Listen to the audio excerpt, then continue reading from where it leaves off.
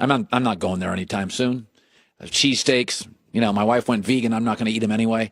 But their fans are a little out there for me. But the point being is, this week I said basically season over, and I'll get to this later, but herd hierarchy, I just took them out and buried them.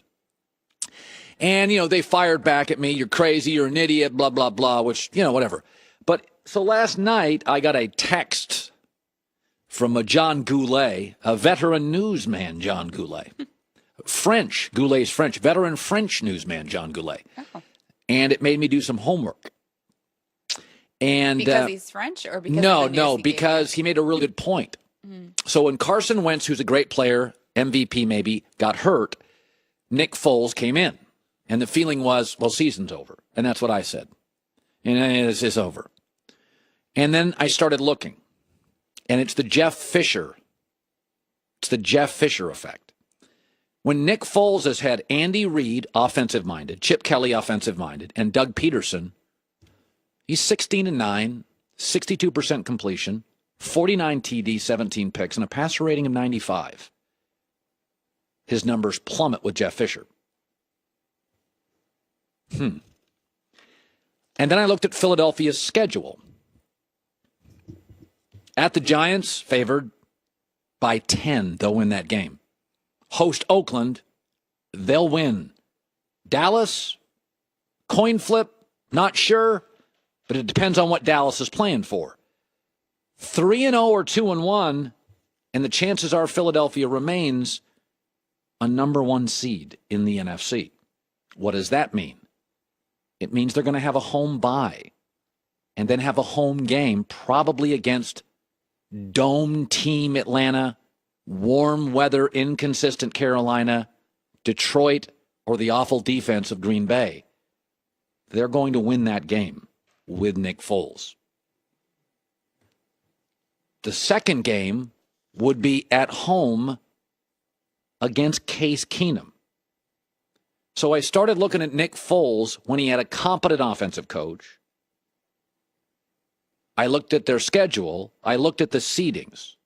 So I said this on Tuesday. Let's play the tape. Number 8. Philadelphia Eagles. Sorry, you're not the same team. You lost the MVP of the league, arguably. They're the most penalized team in the NFL over the last 3 weeks. 28 penalties. That was with Carson Wentz. They've got 6 giveaways over their last 3 games.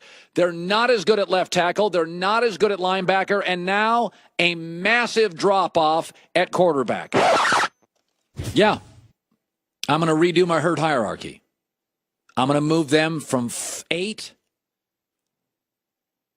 Yeah, you see it right there. Back up to 3. Number 3. Philadelphia Eagles.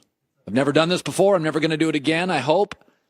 But I look at their roster. I look at Nick Foles. I look at the competency of the offensive staff. I look at their schedule. I look at their seeding. They're not the 8th best team in the league. They still have a competent backup quarterback. Let me throw the numbers up again on Nick Foles. With Reed, with Kelly, with Peterson. The numbers don't lie, man. He's more than competent.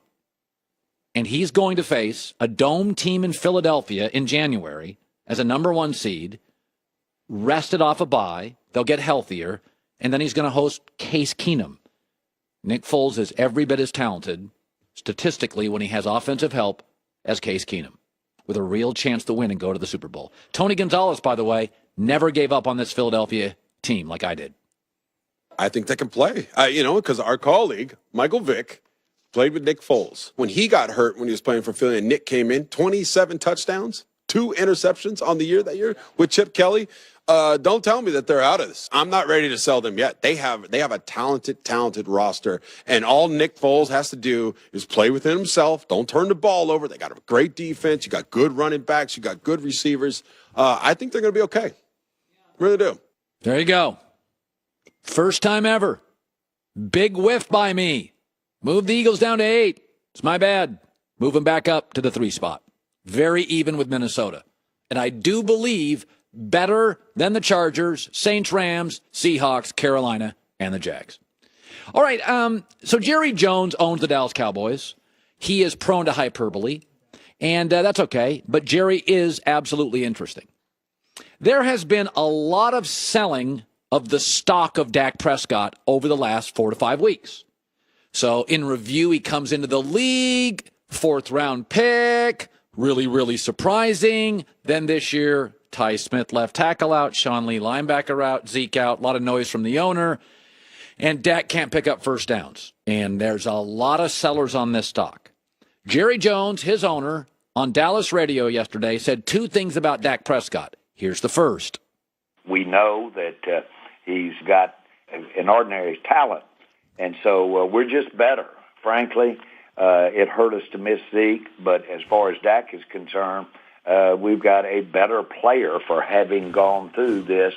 I don't recommend it for the Cowboys, of course, but we've got a better player. We've got a better future because he's gone through this period of time without Zeke. That's a real thing, and he's absolutely right. Let me tell you the softest kids I've ever met. Trust fund kids. You ever met a kid, grew up in chaos, maybe had to raise the family a little more by himself early? Those are tough kids.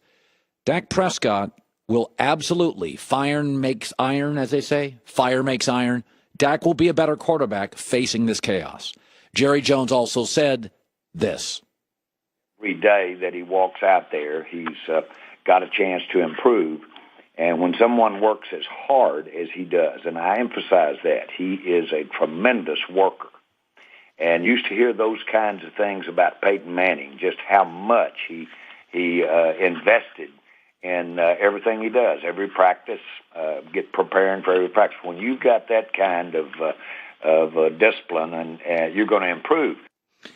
The first thing that blew me away with Russell Wilson was his work ethic. Remember when he broke into the league? I was following Kaepernick's Instagram and Russell Wilson's. Kaepernick was telling me all the shoes and caps he owned.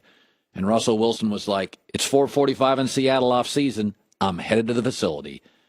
One now is out of the league. One's now a superstar, Russell Wilson.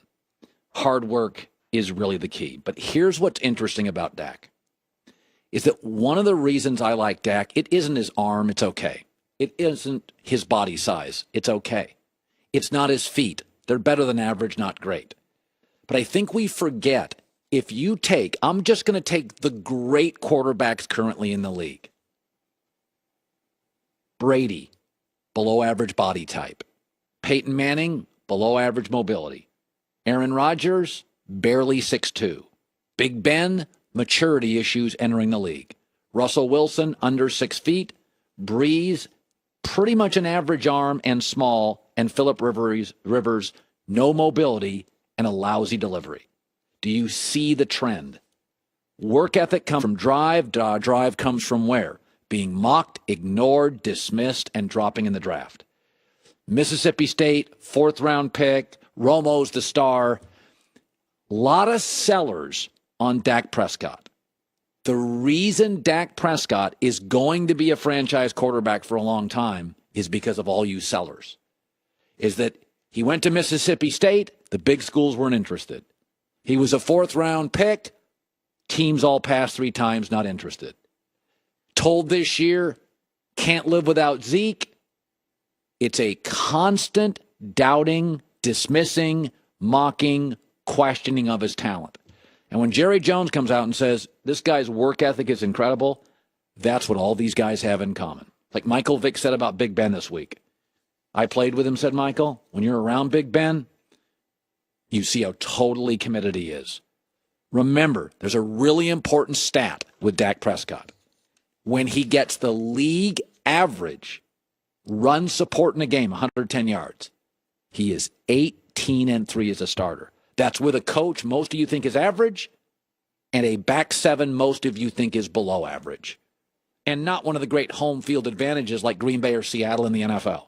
18-3 as a starter, and the reason Dak's going to work is because of that 4th round, because of that size, because of Mississippi State, and because everybody doubted him. When I hear about his work ethic from Jerry, I'm like, that just cements what I truly believe. You're selling his stock, I'm buying it. It's the holiday season. And when the holiday season arrives, let me make you a guarantee. You're going to drink more wine. More parties, more invitations.